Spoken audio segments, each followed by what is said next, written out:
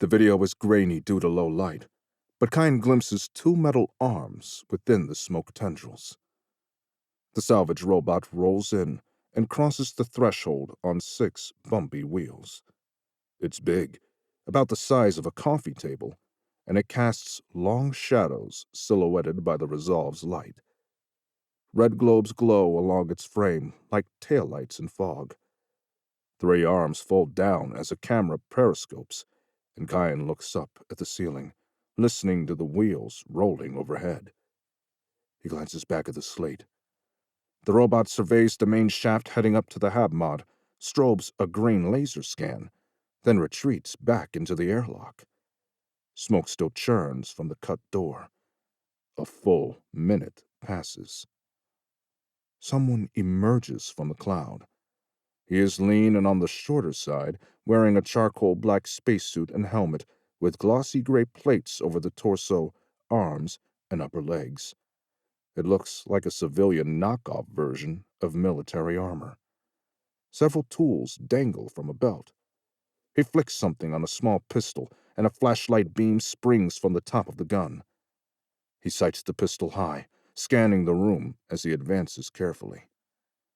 Debris and dust swirl in his flashlight arc along the fab-mod pressure door. When he reaches the main shaft, he stands off to its side and sweeps his beam along its length. Cautiously, he glances down and eyes the engine room panel. Kyan quickly cues up the next pre-recorded video and hits the transmit button.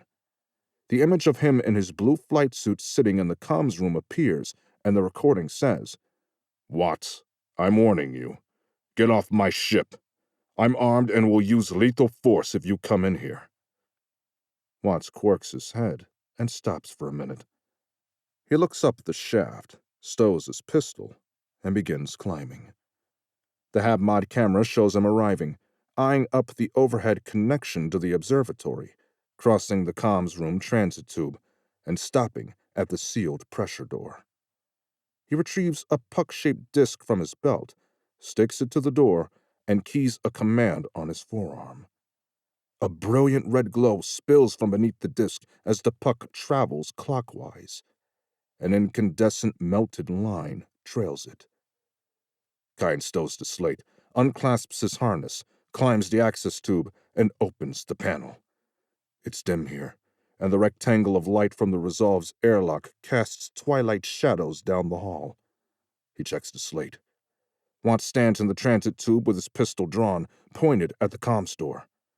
A quarter of the door is cut. Kyan darts past the main shaft, breathing hard as he steps over the threshold of the Resolve's opened outer door. The inner airlock door is closed and has a small window. He peeks inside.